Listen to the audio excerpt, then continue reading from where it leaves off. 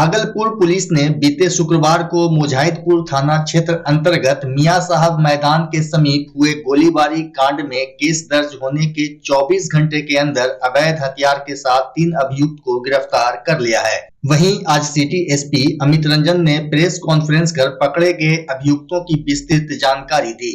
उन्होंने बताया कि 29 दिसंबर को 4-5 बदमाशों के द्वारा मोहम्मद लड्डू कुरैशी एवं उनके 12 वर्षीय भांजा को गोली मारकर जख्मी कर दिया गया था। प्रेस वार्ता में एसपी ने बताया कि घटना का मुख्य कारण कन्ना किताब का वर्चस्व और आपसी रंजिश है। बता दें, मोहम्मद लड्डू कुरैशी भागलपुर जिला के कुख्यात टॉप 10 की सूची में शामिल अपराधी रहमत कुरैशी का भाई है। वर्तमान में रहमत कुरैशी बम विस्फोट के कांड में जेल में है। सिटी एसपी अमित रंजन ने जानकारी दी कि मामले में फैजल उर्फ चिंगारी, मोहम्मद महताब और मोहम्मद फुरकान को कारतूस एवं मोबाइल के साथ गिरफ्तार किया गया है। प्रेस कॉन्फ्रेंस में सिटी डीएसपी अजय कुमार चौधरी समेत टीम में शामिल पदाधिकारी और कर्मी मौजूद थे। को मुजाहिदपुर थाना अंतर्गत मियाँ जी के मैदान में फायरिंग की घटना हुई थी। इसमें लड्डू कुरैशी और उनका एक 12 वर्षीय भांजे को गोली लगी थी। तो इसमें तुरंत कांड दर्ज किया गया और कांड फर्द बयान के आधार पर दर्ज किया गया था। उसमें 7 लोगों को अभियुक्त बनाया गया। उन 7 में से 2 लोगों की गिरफ्तारी कर ली गई है और एक जिसका इन्वॉल्वमेंट था उसकी भी गिरफ्तारी की गई है। इनका नाम है फैज़ल, मोहम्मद महताब और मोहम्मद फुरकान। तो सबसे पहले मोहम्मद महताब की गिरफ्तारी की गई और ये घर के पास से ही, मुजाहिदपुर में इसका घर है, वहीं से इसको किया गया। इसके पास से एक देसी कट्टा और 2 कारतूस बरामद हुई। फिर इसी से पूछताछ करने पे फैज़ल उर्फ चिंगारी और मोहम्मद फुरकान के बारे में पता लगा और उसकी निशानदेही पे इनकी गिरफ्तारी की गई। तो फैज़ल के पास से भी एक लोडेड कट्टा बरामद हुआ और मोहम्मद फुरकान के पास से एक कारतूस बरामद हुई और इन तीनों के मोबाइल सीज़ कर लिए गए। और जो बचे हुए अभियुक्त हैं 5 अभियुक्त, उनकी गिरफ्तारी के लिए टीम बना के छापेमारी चल रही है और उनकी जल्द अरेस्टिंग कर ली जाएगी। तो इस पूरी जो कार्यवाही में डीएसपी सिटी इस टीम का नेतृत्व कर रहे थे और 24 घंटे के अंदर ये 3 लोग की अरेस्टिंग की गई है और जो 5 अभियुक्त बचे हुए हैं उनकी भी जल्द से जल्द अरेस्टिंग कर ली जाएगी। किस कारण से फायरिंग हुई थी? जो मेन अभी मुद्दा निकल के आ रहा है उसमें ये जो इनका आपसी मतभेद रहता है और कन्ना किताब करके एक व्यापार है, उसको लेके इनके बीच में वर्चुअल्स की लड़ाई रहती है। उसी के चलते कई मतलब 1 महीने पूर्व भी इनके बीच में विवाद हुआ था और अभी उसी का बदला लेते हुए इन लोगों ने फायरिंग की।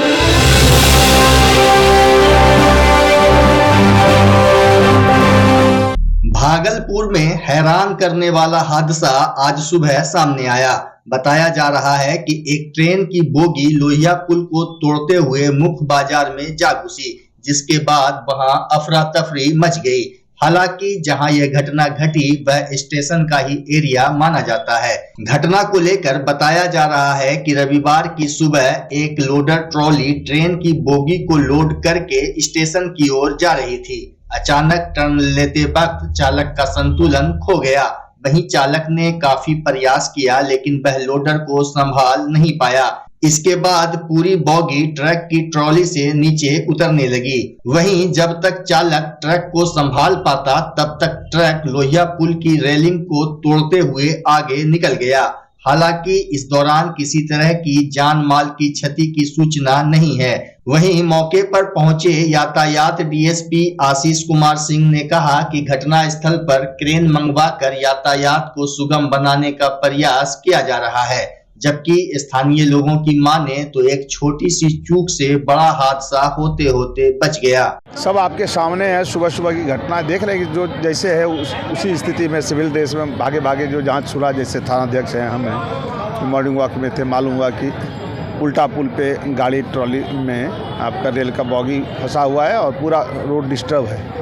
तो वीडियो भेजा, तुरंत भागे भागे हम लोग संडिस का पॉइंट से आए तो सामने पड़ा हुआ है। सभी रेलवे के पदाधिकारी से बात हुई है, वो लोग क्रेन मंगा रहे हैं। क्रेन मंगा के अगर बॉगी ऊपर उससे उस पार कर देते हैं तो पहले ही यातायात चालू करा देंगे। माह का नहीं, ईयर का लास्ट डे है और आज के डेट में थोड़ा सा भीड़ भाड़ रहेगा। लोग आने वाले जाने वाले, कोई पिकनिक बनाने वाले। कितना बड़ा घटना हो सकता है सर? अब इसका कोई माप तो है नहीं, लेकिन घटना बड़ी हो सकती थी। कुछ नहीं हुआ, ये सुकून की बात है हमारे लिए, आपके लिए, भागलपुर के आवाम के लिए, प्रशासन के लिए, पुलिस प्रशासन के लिए। कोई हताहत नहीं हुआ। रोड डिस्टर्ब है और वैकल्पिक व्यवस्था से कई एक रास्ता है, लड़के वहाँ लगा दिए हैं, जवान लगे हुए हैं दोनों तरफ, बैरिकेड करा दिए हैं, कोई नज़दीक नहीं जाए। लड़के बगल से दूसरे रास्ते से आ रहे हैं, अपने स्टेशन आने वाले और स्टेशन से जाने वाले। देखिए, ये बहुत बड़ी घटना घट सकती थी, लेकिन ऊपर वाले के कृपा से बहुत बड़ी घटना टल गई है। और जैसे ये घटना घटी है, ये जो लोडर पर इतनी बड़ी ट्रेन की बोगी को लेकर आ रहे थे और ये छोटे लोडर पर बड़ी बोगी को लोड कर देने का क्या मानक है, उस विषय पर तो जांच होगी। लेकिन अभी राहत कार्य के लिए प्रशासन आ गई है, रेलवे से बात हो गई है, जल्द से जल्द राहत कार्य होगा, क्योंकि सड़क बाधित है और मुख्य सड़क है। और ये जो घटना घटी है, इसमें ड्राइवर की जो सूझबूझ है, उस ड्राइवर की सूझबूझ से बड़ी घटना होते होते बच गई है।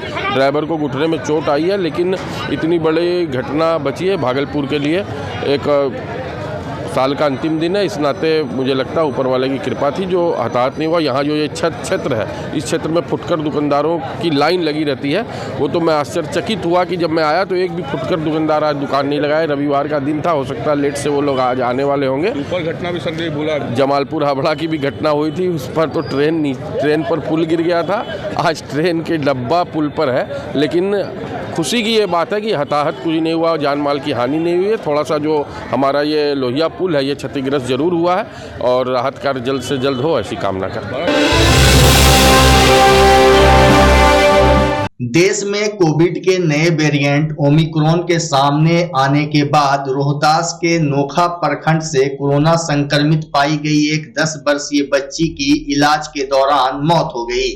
बताया जा रहा है कि कोरोना संक्रमित 10 वर्षीय बच्ची को पूर्व से ही गंभीर इन्फेक्शन था और लंबे समय से इलाज भी चल रहा था। वहीं मामले की पुष्टि करते हुए सिविल सर्जन डॉक्टर के.एन. तिवारी ने बताया कि कोविड संक्रमित बच्ची शेरघाटी में आयोजित किसी पारिवारिक कार्यक्रम में शामिल होकर वापस अपने घर आई थी।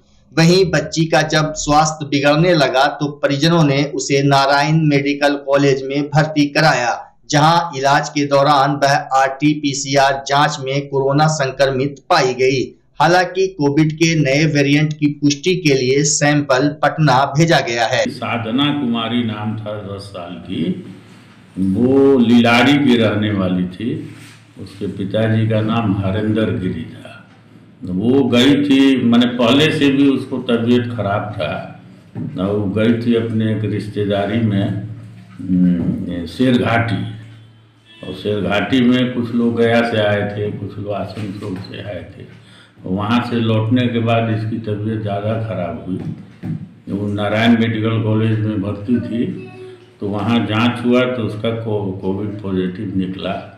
तो ये कौन सा वेरिएंट था, इसके लिए तो पटना RMRI में भेजा गया है, तो बाद में पता चलेगा। तो पूरा है जांच, हम लोग बढ़ा दिए हैं। अब जो BTM बीच में ख़त्म था, सब BTM आ गया है। 4000 BTM हम लोग को पटना से मिला है, उसका उठाव हम लोग कर लिए हैं। हर ब्लॉक में मैंने टीम जैसे पहले था, सबको अलर्ट मोड में। विभाग का कहना है कि पैनिक नहीं क्रिएट करना है, लेकिन रैंडम जांच चल रहा है। भागलपुर जगदीशपुर प्रखंड में पैसे लेकर अवैध बालू की पासिंग कराए जाने के मामले पर भागलपुर के सिटी SP अमित रंजन ने संज्ञान लिया है। मीडिया में खबर आने के बाद सिटी SP अमित रंजन ने वायरल वीडियो की जांच का जिम्मा law and order DSP doctor Gaurav Kumar को दिया है। दरअसल बीते दिनों सनहौला चेक पोस्ट पर सिपाही पैसे लेकर ठेले वाले को जाने दे रहे थे और जो पैसे नहीं दे रहे थे उसे रोका भी जा रहा था, जिसका किसी ने वीडियो बनाकर वरीय अधिकारियों को भेज दिया। वहीं पासिंग के नाम पर जुगाड़ गाड़ी वालों से पैसे उगाही मामले की अब जांच की जा रही है। सिटी SP अमित रंजन ने बताया कि रिपोर्ट आने के बाद विधि सम्मत कार्रवाई की जाएगी। जी, एक ऐसा वीडियो हमें मीडिया के द्वारा प्राप्त कराया गया है, तो उसमें जो शक्ल है, जो पैसा लेते हुए उनकी शक्ल दिख रही है, तो हमने उस वीडियो की जांच के लिए DSP city DSP law and order Gaurav ji को उसको दिया गया है और जांच उपरांत सख्त से सख्त कार्रवाई इनके ऊपर की जाएगी अगर इनकी संलिप्तता इसमें पाई जाती है। भागलपुर पुलिस ने लूटपाट करने पहुंचे 2 कुख्यात अपराधी को 2 देसी कट्टा और 2 जिंदा कारतूस के साथ गिरफ्तार कर लिया।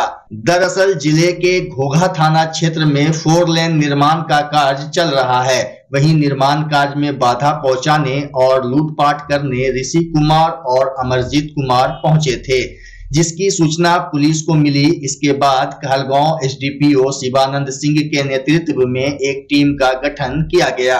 टीम ने छापेमारी कर दोनों को गिरफ्तार कर लिया। बताया गया कि ऋषि कुमार 3 महीने पहले ही जेल से बाहर आया है, जबकि अमरजीत कुमार का आपराधिक इतिहास रहा है। इधर सिटी एसपी अमित रंजन ने प्रेस कॉन्फ्रेंस कर मामले की विस्तृत जानकारी दी। कल दिनांक 29/12/23 रात्रि 8:30 बजे घोघा थाना अंतर्गत एक सूचना प्राप्त हुई कि वहां जहां 4 लेन का काम चल रहा है वहां पे कुछ अज्ञात लोग इसके हथियार के बल पर लूटपाट की घटना को कारित कर रहे हैं। तो इस सूचना प्राप्त होते ही तुरंत एक स्पेशल टीम बनाई गई और जिसका नेतृत्व डीएसपी कहलगांव शिवरंजन जी कर रहे थे। और इस टीम में थानाध्यक्ष घोघा श्याम प्रसाद ओझा, अजय कुमार मिश्रा घोघा थाना से, ये सभी वहां पे छापेमारी करने गए और छापेमारी के बाद 2 लोगों को गिरफ्तार किया गया। इनके पास से 2 देसी कट्टा और 2 कारतूस और 2800 रुपये भी बरामद किए गए। इनकी छापेमारी के क्रम में ये लोग मक्के के खेत में भागे, इनको खदेड़ के पकड़ा गया। स्वयं डीएसपी साहब भी इस टीम का नेतृत्व कर रहे थे। और जो 2 लोग पकड़े गए हैं वो एक ऋषि कुमार है और एक अमरजीत कुमार है। ऋषि कुमार जो है 3 महीने पहले ही जेल से बाहर निकला है और अमरजीत कुमार जो है वो लूट के इसके ऊपर कांड सबौर थाना में था और ये फरार चल रहा था। उसमें मई के माह में इसने लूट का कांड किया था, उसमें फरार चल रहा था ये। तो और ऋषि कुमार के ऊपर भी पहले से 2 केस, एक हत्या और एक आर्म्स एक्ट का केस अभी तक हम लोग पता चला है और बाकी चीजें जो आपराधिक इतिहास इनका है वो पता किया जा रहा है। तो एक अच्छी सफलता है और जैसे ही घटना की सूचना मिली तुरंत पुलिस ने कार्रवाई की और एक 2 घंटे में ही उनको पकड़ लिया गया। तो एक प्रिवेंटिव अच्छा स्टेप था पुलिस की तरफ से और भागलपुर पुलिस की तरफ से।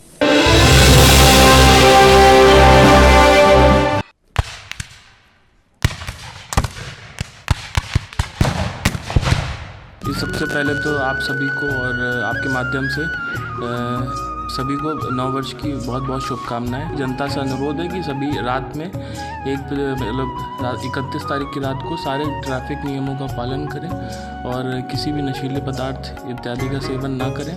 और हमारी तरफ से जो पुलिस है उस जो संवेदनशील पॉइंट्स हैं वहाँ पे प्रतिनियुक्ति रहेगी और पेट्रोलिंग और जो गश्ती व्हीकल्स हैं वो सब एक्टिव रहेंगी और हर जगह पे जहाँ पे भी ससेप्टेबल पॉइंट्स बनाए गए हैं वहाँ फोर्स रहेगा और आशा करते हैं कि आप लोग भी संयम से नववर्ष मनाएंगे।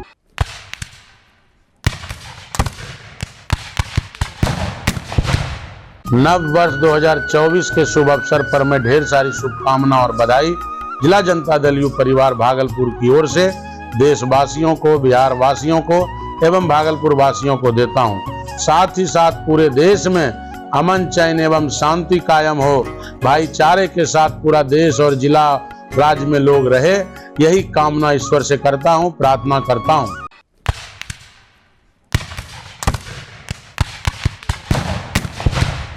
नववर्ष की शुभकामनाएं मेरी तरफ से, बल्कि जो तिल संक्रांत जो आ रहा है उसकी भी शुभकामनाएं अग्रिम हम अपने भागलपुर वासियों सबको और देशवासियों को दे रहे हैं। बात यह है कि इस नववर्ष में हम संकल्प लें कि हम पूरे शहर को साफ सुथरा रखेंगे और बीमारियों से बचने की कोशिश करेंगे। जागरूकता अभियान चाहे कोई भी चलाता हो उसमें हम साथ देंगे और फिर खुद हम दूसरों को साफ करने का मशवरा देने से पहले हम खुद अपने घर और अपने चारों तरफ सफाई का ध्यान रखेंगे। इस नए साल पर के अवसर पर मेरा यही संदेश है। इम्तियाजुर रहमान नगर के स्वच्छता ब्रांड एम्बेसडर होने के नाते मेरा एक विनम्र निवेदन है कि सर आप इस बातों का ख्याल रखिए और अपने को सेहतमंद।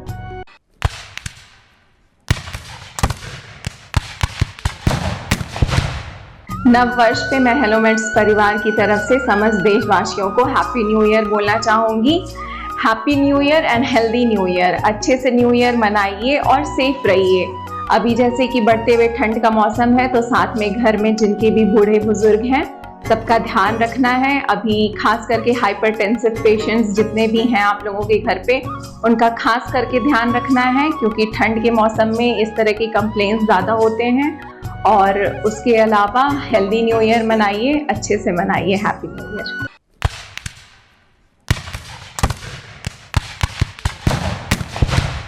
नववर्ष पर सबसे पहले तो सभी देशवासियों को हार्दिक बधाई।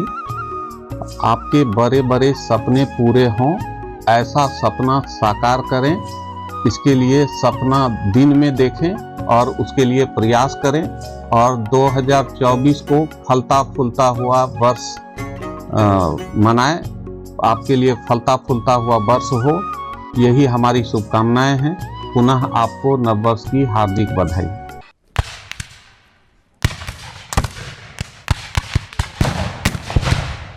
मैं मोहम्मद सरफराज हसन, मुखिया प्रतिनिधि पंचायत इमामपुर, प्रखंड जगदीशपुर, जिला भागलपुर की ओर से नववर्ष के शुभ अवसर पर मैं अपने पंचायत इमामपुर पंचायत की जनता से अपील करता हूं कि अपने पंचायत में स्वच्छ अभियान चल रहा है। आप लोग अपने पंचायत को स्वच्छ साफ सुथरा रखें और सारे कठिनाई को दूर करने में सहयोग करें।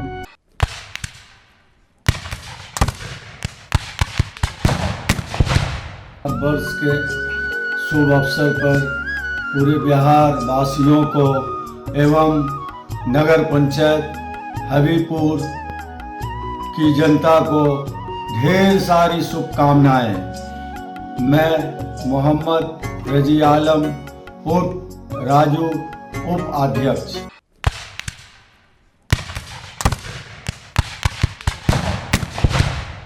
नए वर्ष के शुभ अवसर पर पूरे बिहार वासियों को एवं साजंगी पंचायत की जनता को ढेर सारी शुभकामनाएं। मैं मोहम्मद सिराज, साजंगी पंचायत मुखिया प्रतिनिधि। नए भारत की नई पहचान वेल्ट्रॉन स्मार्ट एलईडी टीवी अब आपके लिए लेकर आए हैं भारत में निर्मित बेस्ट क्वालिटी के Android LED TV, frameless LED TV, home theatre, cooler, ceiling fan. हमारे सभी प्रोडक्ट्स ISO सर्टिफाइड हैं। वेल्ट्रॉन एलईडी टीवी, दुनिया के सभी रंग वेल्ट्रॉन के संग। Website www.myveltron.com। Phone number 9031133155। बच्चा जब जन्म लेता है तो कई बार बच्चा तुरंत नहीं रोता है, रोने में देर हो जाता है।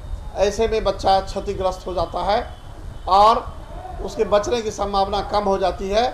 और यदि बचा तो भविष्य में उसमें विकलांगता की समस्या आती है, जिसे CP कहते हैं, जिसका कोई माकूल इलाज नहीं है और ज़िंदगी भर बच्चा विकलांगता से जूझ सकता है। ऐसे में पूरे संसार में कूलिंग थेरेपी का सहारा लिया जाता है। जन्म से ठीक 6 घंटा के अंदर यदि उसको कूलिंग थेरेपी दिया जाए तो उससे उसका CP की समस्या कम होती है और बचने की भी संभावना बढ़ती है। पहली बार बिहार झारखंड में आपके शहर के स्नेह नवजात शिशु बाल सेवा केंद्र में यह मशीन उपलब्ध है। कभी भी ऐसी बात हो कि बच्चा रोने में विलम्ब हो गया तो आप स्नेह नवजात शिशु बाल सेवा केंद्र में जरूर संपर्क करें।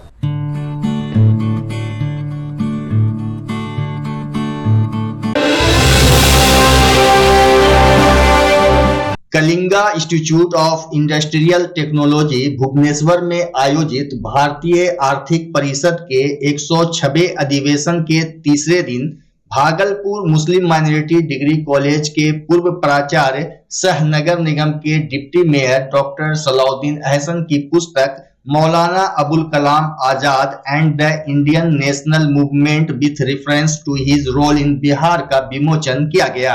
इस अवसर पर IT के chancellor doctor G Vishwanathan, doctor Montek Singh Ahluwalia, doctor Tapan Kumar Sandil, doctor Mahendra Dev, professor Vishwajit Chatterjee, doctor Anil Kumar Thakur, भारतीय आर्थिक परिषद सह कीट यूनिवर्सिटी के संस्थापक प्रोफेसर अच्युत सामंता ने पुस्तक की सराहना की।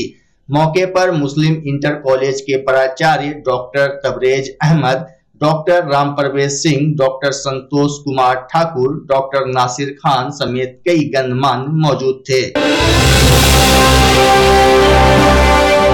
अरहम ट्रस्ट की ओर से शनिवार को बिहार के मुख्यमंत्री नीतीश कुमार के जीवन पर भाषण प्रतियोगिता का आयोजन किया गया। कार्यक्रम का आयोजन कबीरपुर रहमत बाग स्थित रॉयल पब्लिक स्कूल में हुआ। वहीं भाषण प्रतियोगिता में भाग लेने वाले 16 छात्र छात्राओं को सर्टिफिकेट एवं नगद राशि देकर सम्मानित किया गया।